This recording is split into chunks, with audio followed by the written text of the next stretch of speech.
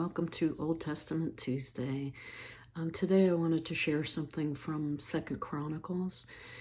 If you've read the books of Kings and Chronicles, you know that after Solomon's son's reign, the kingdom split into Israel and Judah. Israel was the northern kingdom, Judah was the southern kingdom.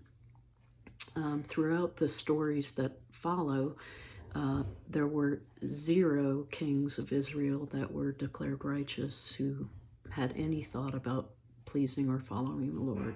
100% of them are called evil in the text.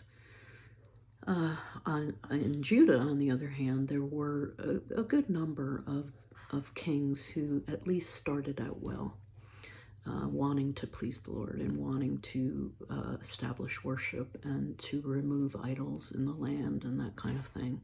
So I'm just going to mention 4 of these kings of Judah that started out well, but wound up succumbing to some problems that we see our leaders in the political realm and in the church succumb to as well.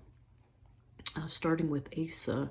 Asa had a very successful kingdom, and the prophet Hanani came to him and said, "The Lord is with you while you are with him." He had incredible armies. He had incredible wealth. He restored worship in Jerusalem. But then he started, instead of fully trusting in the Lord to bring him his success and his peace and his stability, he started to look to foreign nations and the strength of man. He started to put his confidence in man instead of God. And when Hanani came and confronted him about it, he put the prophet in prison instead of listening to the voice of the Lord. He wound up getting a disease in his feet, and he didn't seek healing from the Lord. He just consulted with doctors. So Asa's problem was putting confidence in man. Then we come to Jehoshaphat. Jehoshaphat's main problem, Jehoshaphat had a great heart.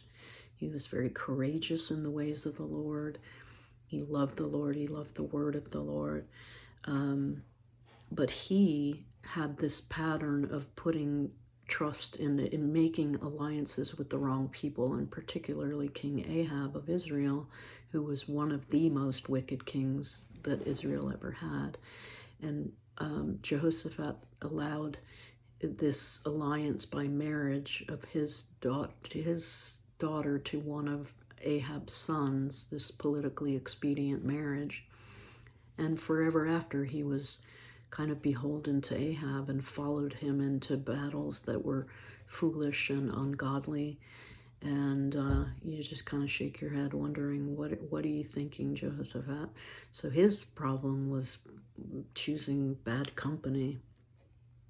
Uzziah, the text says that as long as he sought the Lord, God made him prosper, and that he was marvelously helped until he became very strong. Well, we know what happens when people get very, very strong and very, very prosperous. Pride can come in and be the ruin, can bring them down, and that's indeed what happened. He decided he would go and burn incense in the temple, which was he was not authorized to do. Only the priests were supposed to do that. He eventually got leprosy, and he had it until his death. So pride brought him down.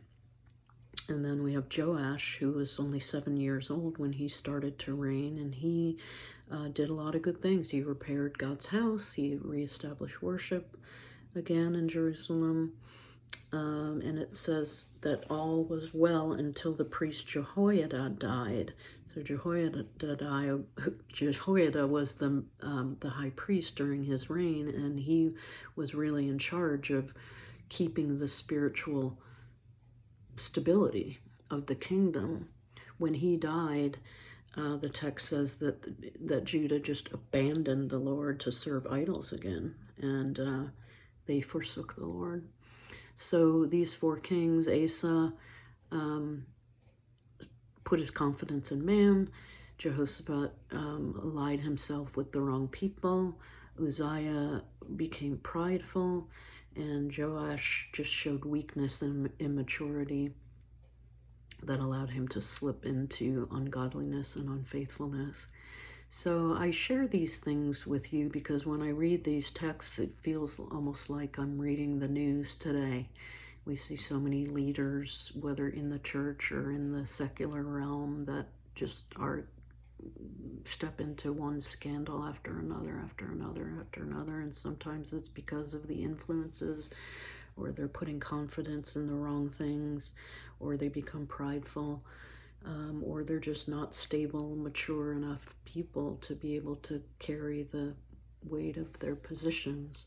So I call upon all of us to pray sincerely that our leaders would put their confidence in God, that they would be very careful about who they listen to, that they would avoid pridefulness, and that they would be strongly rooted and grounded in love and truth, so they can sustain their faithfulness.